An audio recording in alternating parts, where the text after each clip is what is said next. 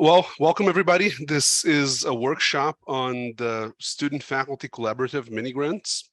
I am Diogo Pinheiro. I am the Assistant Director for CURCA, and with me is Alison Grundle, who is the Administrative Assistant for CURCA.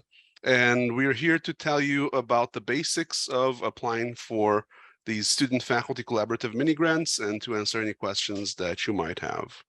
So I'm going to go and share my screen here, and we are going to go over this presentation. So as I mentioned, this is about the student-faculty collaborative mini grant proposals, right? The idea here is that it's one of the many activities that we at CURCA conduct to support research programs and creative projects that students may have, right? So the idea is that we can help with mentorship, funding, recognition, disseminating your results, right? Any questions that you might have, you can always reach out to us either through our website or through any of our emails. And generally speaking, to apply for our programs, the applications will be hosted on UNG's InfoReady site, right? So that's where you're going to find the links to apply for this project and for things like student travel grants for in other activities that we fund. So the thing to keep in mind, so we're going to start with like these big ideas about the mini grant. The thing to keep in mind is that CURCA funds in this grant funds projects that are ongoing, right? In other words, this is not to fund research projects that have already been completed and you're trying to present at a conference. This is to fund research projects that are starting or in the middle and need some resources to be completed, right? So here we are going to have these funds to help students with undergraduate research, which can be broadly defined as any sort of inquiry or exploration conducted and disseminated by an undergraduate student that makes an intellectual or creative contribution to the discipline or to the applied practice, right? This is an application that is to be submitted by the student, not by the faculty, right? And it's not limited to the sciences. It's something that's very important to emphasize here, right? CURCA stands for the Center for Undergraduate Research and Creative Activities. So it's not just the sciences. If you are in music, if you are in film, if you are in any of these other areas, you can still apply for this funding, right? So to give a brief summary of how these mini grants work, we're talking about providing students with up to $1,000, and that money can be used for materials, supplies, and in some cases travel, but again, it has to be travel that is being done to conduct research, not to present research, right? In other words, you are a biology major and you need to go to a particular region of the state to study some species, that can be funded, right? Oh, you are a history major and you have to go to, you want to travel to the archives in South Georgia to look up particular papers, that can be funded, right? For conference travel, you should look for our travel grants, student travel grants. So things like lab materials, cameras, some forms of computer software, all of those things can be used for this grant, right? We can pay for those things. Now, keep in mind that whatever you purchase is going to be property of UNG, not yours, right? So you cannot be like, oh, I want this because I want to have a laptop to take home and be my laptop for. That's not how it works, right? We will buy stuff, but it will remain the property of UNG. That also means that, for example, for software, it will not be an individual license to you. It would be an UNG license, right?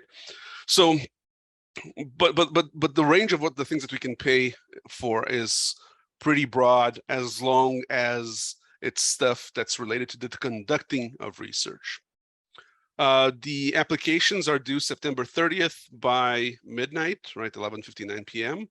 And we will probably spend the month of October deciding which applications to fund, and we'll have responses by October 28th, right?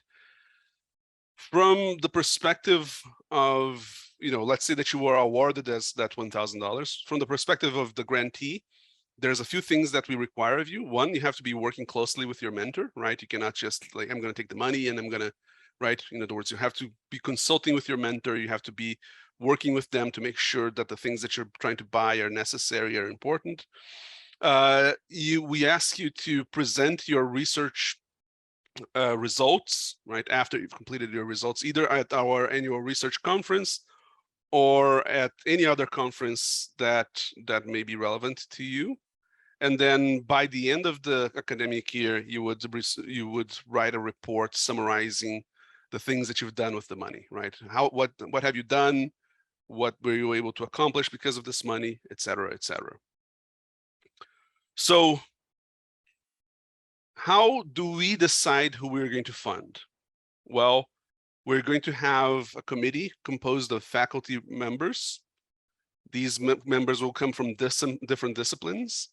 There is a rubric, and you can see the rubric in the frequently asked questions document that we have for this mini grant.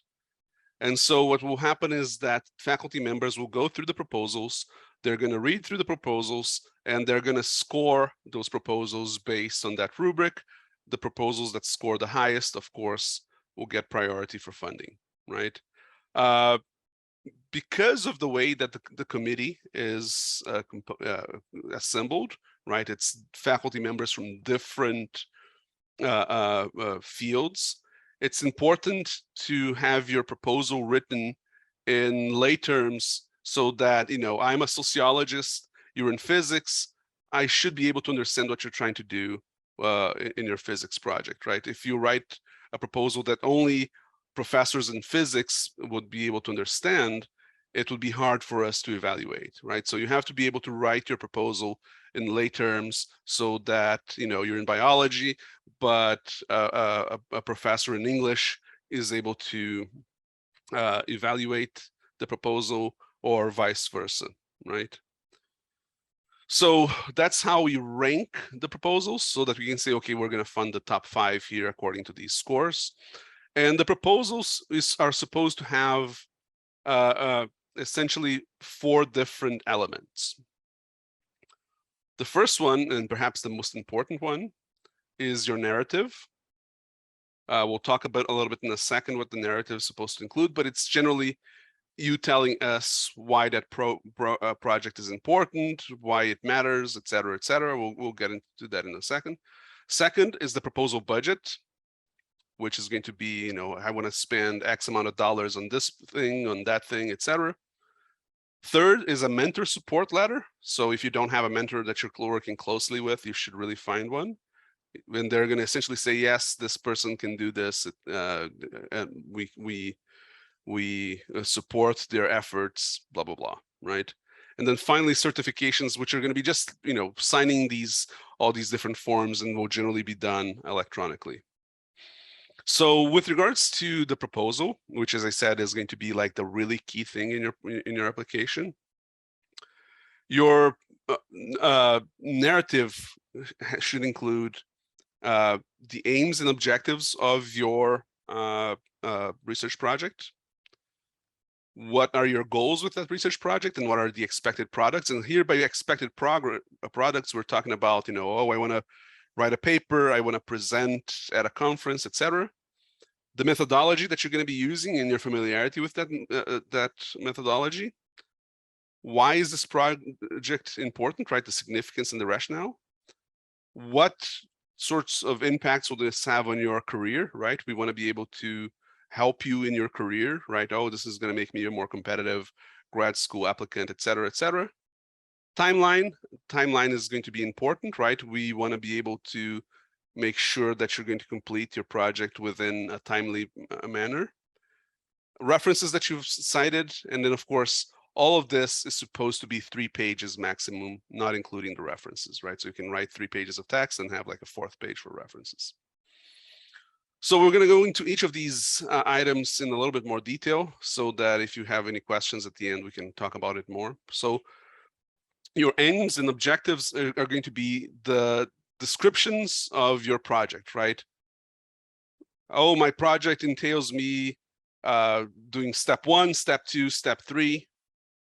It's you know, I really need this particular reagent, this particular tool, etc. And so that's the big picture stuff, right? What are your aims and objectives with this project? And you know, how does that funding assist in those aims and objectives, right? So in terms of how the rubric takes into account this sort of narrative, you can see here that if you present a clear and concise description of what you're going to be doing, and how it's an original project and how it's going to be creative and contribute to the discipline, you're going to be on that exceptional side. If you use lots of jargon that no one can understand, if it doesn't really make sense of what you're trying to do, if we cannot understand, you know, it might be the greatest research idea in the world, but if we as a committee cannot understand what you're trying to do, you're going to be on that right side of the rubric, right on the needs improvement. So aims and objectives, really big part of the narrative, really important to get across clearly so that diverse audiences can understand what you're trying to do. Next, in terms of goals and expected products, we want to understand, you know, what do you see coming out of this project, right? Are you trying to do this so that you're going to have a paper that you're going to submit for publication? Or is it going to be a paper that you're going to present at a regional conference, right? Or is it, if you're in the creative side of the equation here, right? Like maybe you're in music, it's going to be a recital that you want to put together in the spring, right? So that's one of the things that we want to see. Okay, we're going to give you this money. What are you going to do with this? What's going to be the end result, right? Are you going to sort of have research conferences that are going to be your goal, a paper, a recital, et cetera, et cetera. And so this here is a little bit of an example, right? So someone in biology was writing about soldier production. I'm not going to pretend to understand too much about soldier production in biological terms, right? But you can see here that this little sample of a proposal has goals that will say, be like, you know, we're gonna try to determine these things, right? Which are going to be the goals part of this, right? Here are the questions that we want to answer. And then the products are going to be, this is what we're going to do with this knowledge, right? We're going to present this at this conference or this venue. And it's going to take place at this time, right? So your goals are going to be like the understanding that you're trying to generate, and your products are going to be the things that you're creating, right? A conference presentation, a paper, et cetera, et cetera. Here's how the rubric looks at goals and expected products. And once again, you can see that on the excellence side, right? That cell on the left side there. It's all about clarity, right? You're clearly stating what your goals are. You're clearly stating what the products that you want to have are, right? So once again, a lot of the way that we're going to be evaluating these proposals is through clarity and specificity, right? You can say, this is the specific goal that I have in mind, and this is the particular conference that I want to present in. That's much better than like, oh, I just want to contribute to knowledge, right? So if you don't have a clear statement of what your goals and products are, you're going to be on that right side of the rubric. Next on the narrative, you should discuss your methodology and your background, right? What type of method are you going to be using? Do you have any experience in it? And here we're not trying to see if you have like, no, I have 15 years of experience, not that type of experience, right? But maybe you learned about it in a particular class. Maybe you've done it before in another project. Maybe you've done it in work that you did with your professor, right? The idea here is that you're going to identify your methodology, tell us your experience with that methodology, and then tell us what you need to complete that methodology, right? What are the tools and equipments that are necessary? What does the literature have to say about your methodology? Is it widely accepted? Is it a new thing that no one has done before? And then, of course, as I mentioned, you describe your experiences and courses that led you to pick this methodology and that made you think that you'd be good at doing this methodology. So on the methodology part, one of the things that's very important, because again, we're talking about the entire narrative has to fit under 3 pages. It's in the methodology part, you should be concise, right? Meaning that you're giving us enough detail to be able to evaluate whether you know what you're talking about, but not too much so that you spend 2/3 of the narrative just describing these little steps that you're going to be taking. Second, it has to be reasonable, right? Think about what the mini grant is, right? It's funding of up to $1,000 that's going to last an academic year, right? So if you're like a nuclear physicist and you're proposing to build a mini nuclear reactor on campus, it might be the greatest research methodology in the history of nuclear physics, but obviously $1,000 is not going to build a nuclear reactor on campus, right? So being reasonable here is going to be a key part of how we're going to evaluate these mini grant proposals, right? So once again, there we have the methodology and background part of the rubric, where we once again are looking for clarity.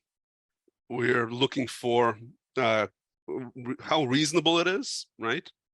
And we're looking for how it fits with the existing understanding in your discipline that these methods are acceptable, right? Once again, if you look on the right side of that rubric, the things that don't go so well is if you lack clarity, if it's not a reasonable project to be completed within the bounds of the mini grant, and or if there is no evidence to support this methodology being used based on existing literature. Next, on the mini grant proposal narrative, we have the significance and rationale, right? And here, the basic thing that we're looking for is why this research is important, right? We want to be able to understand how this research is relevant to the field that you are in, right? So if you go back to that biology project where they're talking about soldier production in some sort of insect colony, there's an example of a good description of significance is saying, hey, if we understand this, we can control pests better. And controlling pests is important because it costs this much money to the Georgia economy, right? And so here we're trying to understand, why is this research project relevant at all, right? And so does this answer some sort of interesting scientific question? Does this help solve some sort of interesting real world problem that we're trying to deal with?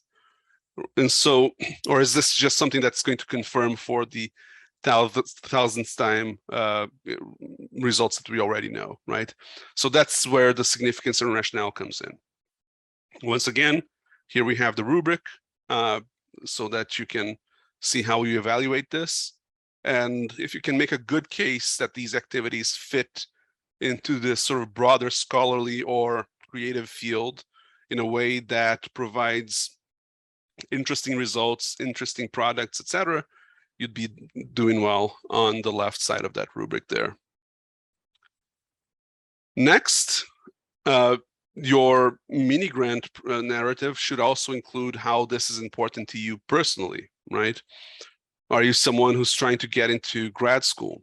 Are you someone who's trying to get into a particular career or a particular job? So this is where you tell us how this would help you in your career, right? Oh, nowadays it's very important to have research experience for graduate school, and so this year would open the doors for graduate programs for me, or something along those lines, right?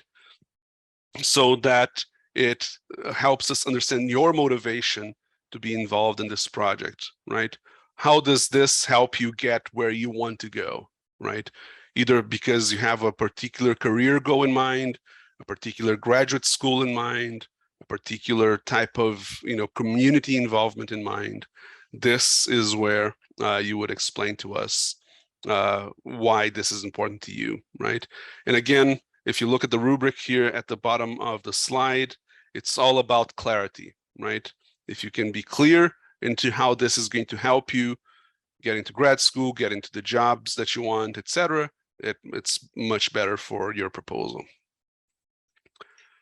And the last thing to include in your narrative is a timeline. If with this funding, I would purchase this particular equipment in November, I would spend December and January using that instrument to collect this sort of data. In February, I would analyze the data. In March, I would write an abstract or a paper to submit to conferences. The idea here is that the timeline is going to be important for us to understand how reasonable your project is, right? If you're telling us that you are going to, let's say you're in the social sciences and you're going to be doing a survey of 10 million people across the country, right? Can you fit contacting 10 million people into this timeline? Probably not, right? And so that's how we are looking at this timeline. Once again, we have the rubric element for timeline there so that we are able to see how reasonable your project is, right? Is this thing that you're trying to do something that can be done within the course of a year? Will this timeline accomplish the goals and the expected products that you set up for yourself in the beginning of your narrative? So that's where the timeline comes in. So just as kind of a reminder of some of the stuff that we discussed, make sure that you are familiar with the scoring rubric and that you're addressing each of these elements that are going to be part of the scoring rubric. The scoring rubric is what the reviewers are going to be using to evaluate your proposal. So if you're familiar with the scoring rubric, it's going to be easier for you to write a strong proposal. Pay attention to the formatting guidelines. The easiest way to be sort of set aside and not considered for funding is if you don't respect the guidelines, right? Let's say you submit a 15-page narrative, right? It might be the greatest narrative in the history of the world, something that would get you a Nobel Prize, but because it's 15 pages, it's not going to be even read, right? So respect the formatting guidelines. Make sure that you're using language that people outside of your field could understand. Provide enough detail to show that you're serious and that you've given it some thought, but not too much detail that you have to go over 3 pages. Be specific in your timeline. January, I want to do this. February, I want to do this. Show us that you're excited about your project, right? How this is a big deal, how this is interesting, how this is exciting to you. And then, of course, explain to us how this fits into your bigger career goals, right? Because ultimately, the reason that we do this sort of proposal is to help students get to where they want to go in their careers and their lives. So that is the narrative part of the proposal. Next, we have the budget. And so the budget here is going to include a list of all supplies and materials. And once again, specificity is going to be key. There is no page limit for the budget. You can use as many pages as you need, but you should be specific about, what is the name of the thing that I need? What is the vendor? How many of that thing I need? What's the price? Include shipping, include total cost, include a link if it's appropriate, right? The idea here is that on the budget, we want to see that you've given this some thought, that you know the costs and the prices of things, that you're not just saying, oh, I need $300 in software. What software? I don't know. That's not something we want to see, right? We want to see that you've given it enough thought that you know what you need, how much it costs, where you would get it from, what day do you need it by, And that's what we want to see in the budget, right? Once again, in this budget, we cannot support conference travel. You'd have to apply for the travel grants for conference travel. We cannot pay for things like food or certain types of incentives. And we cannot pay for individual licenses for software or certain devices that would become your own personal property, right?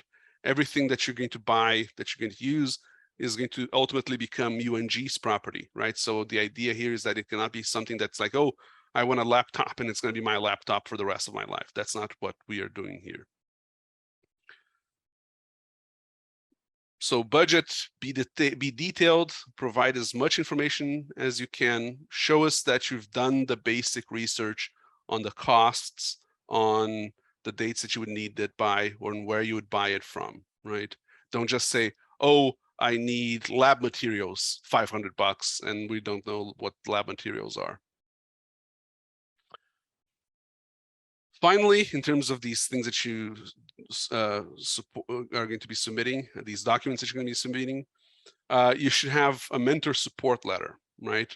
And what we mean by a mentor support letter is going to be a letter from your mentor where they're going to tell us how they know you, whether they think that you're ready to do this project or not, how they plan on overseeing your research, an acknowledgement that you are the primary author of the application and not them, and that they will be sort of interacting with us to help with the purchase of materials and make sure that they're being used in an appropriate manner and so on, right? And so the mentor support letter should be 2 pages max, right? And so if you don't have a research mentor, you should really get one, indicate to them that they need to write a letter like this, but you're going to be the one who's going to be submitting that letter to us, right? So you're going to have to get that letter from them and submit it to us.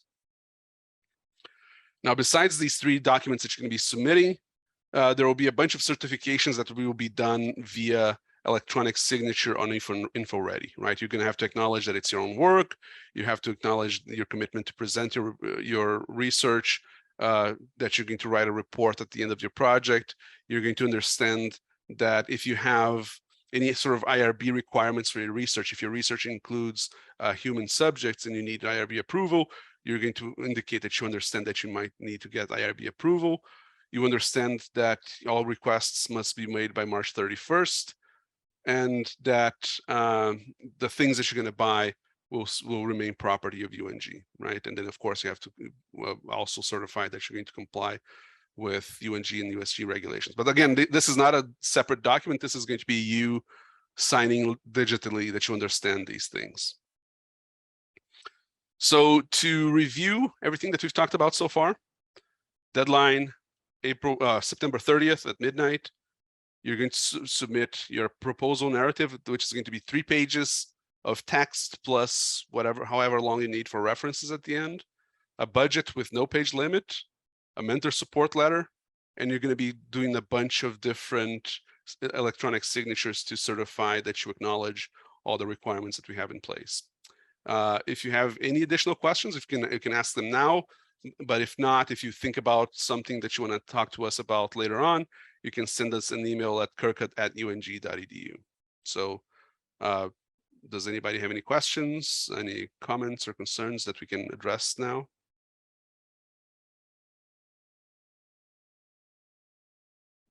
Is there a specific font? Like, does the narrative need to be double spaced 3 pages or single spaced 3 pages? I believe that we don't have any requirements like that. Allison, do you know if? I think it's just a standard font. Like you can use Times New Roman or whatever you'd write to a research paper on and everything. But I don't think it has to be double spaced or single spaced. I don't recall any requirements anywhere. Essentially, the idea here is be reasonable, right? Don't use like 5-point font, single space, where you're essentially cramming 10 pages in 3 pages, right? If you're using 10 to 12-point font, and you have single space or double space, doesn't matter, all that will be fine. That's the main idea here. Other questions or concerns? With the narrative, Would you prefer bullet points or like an outline format with the headings of each section, or would you prefer more essay format?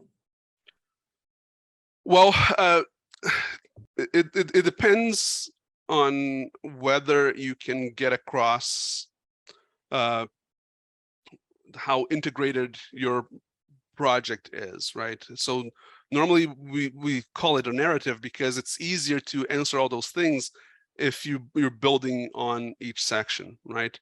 But there's not going to be anything that we're going to, we're not going to penalize you if you use bullet points versus just